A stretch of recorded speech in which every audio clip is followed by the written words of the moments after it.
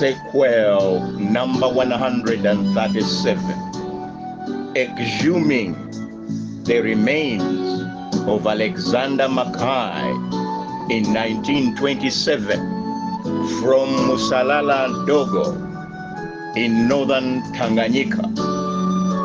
But before there, welcome.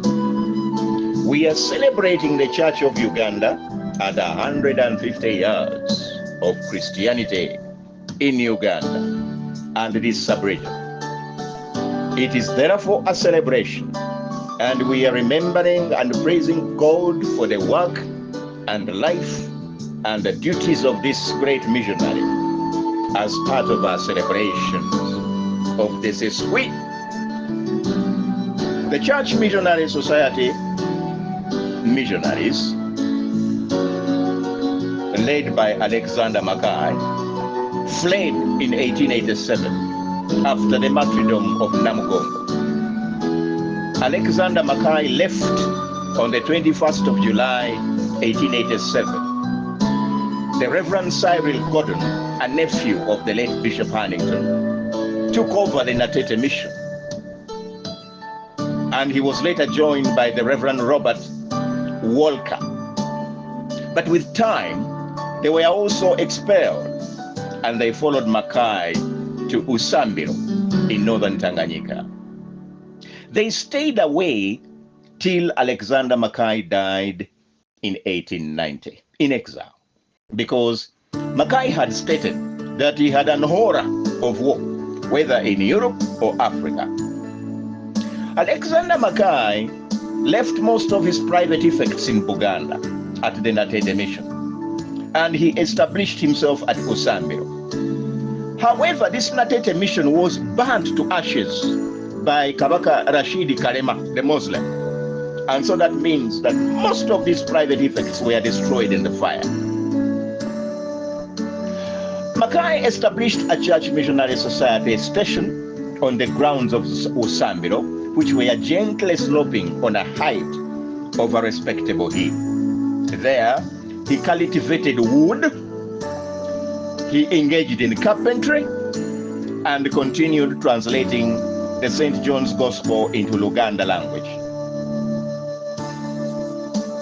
It was at Usambiro mission that Mackay learned of the breaking out of a civil war in Buganda, and he immediately blamed his advisor, Father Mapera, for giving the Baganda Christians bad advice to fight for political power. This was Father Simeon Lodo of the Roman Catholic Church. He was blaming. During the Civil War, some Baganda Christians fled to Usambiro mission where Mackay was, and he was happy to continue teaching them evangelism. The second Bishop of Eastern Equatoria, who was the successor of the murdered James Hannington, was called the Right Reverend Henry Berrott Parker. He was consecrated in 1886, but unfortunately died at Usambiro mission on the 26th of March, 1888, before Alexander Mackay himself. In September 1889, the Usambiro mission also received half a dozen European visitors at Ago on their way from Congo to the East African coast. They included Henry Morton Stanley and Emin Pasha.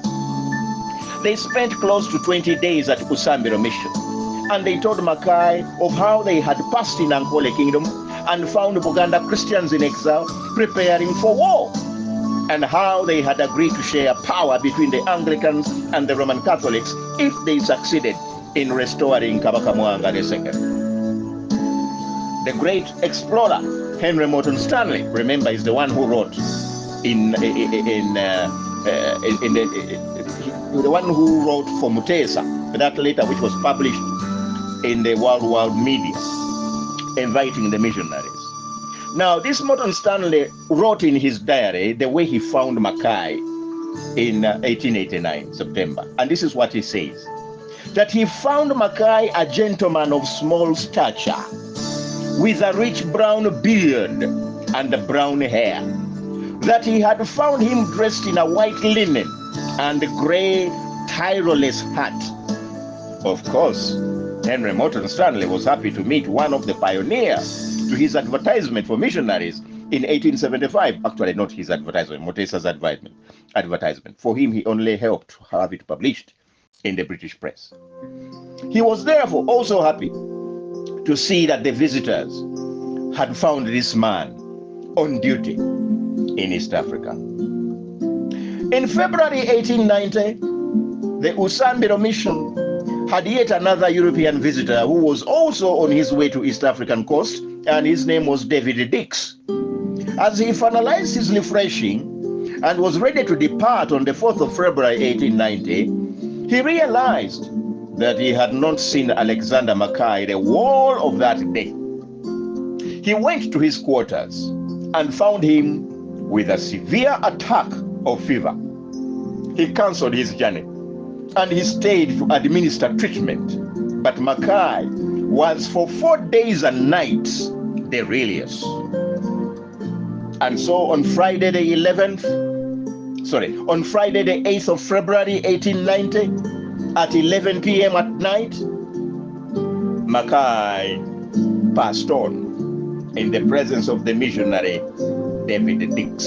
Mackay died at the age of 41 of a severe attack of malaria fever at the Usambiro mission.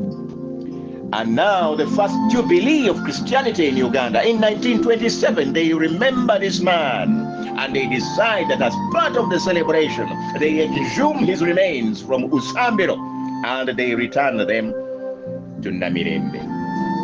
The district officer, A.L. Pennington of Mwanza, took the Church Missionary Society B. Fletcher to Msalala Ndogo, graves of Mackay, grave of Bishop Parker, and others, and found them well marked. There were 5 graves marked, and all the 5 graves were for missionaries. And on the 13th of June 1927, the month of the Jubilee, Mackay's grave and that of Bishop Parker were exhumed. The bones of Mackay were visible, but the bones of Bishop Parker were not visible. They had been completely wasted. It was then realized that Parker had not been buried in a coffin, and no care had been taken to put backcloth around his body. And so his bones had crumbled to dust. The same for his teeth. Now that was a little bit surprising that the teeth could crumble. The soil must have been that bad.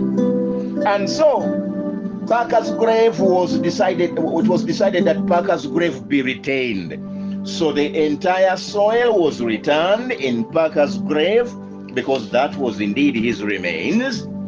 And Mackay's remains were removed and brought to Namirembe. In this particular audio video, there is a photograph of the remains in a casket covered by the native Anglican Church flag inside the Namirembe Cathedral. And you can see Apollo Chivebraya on one of the side.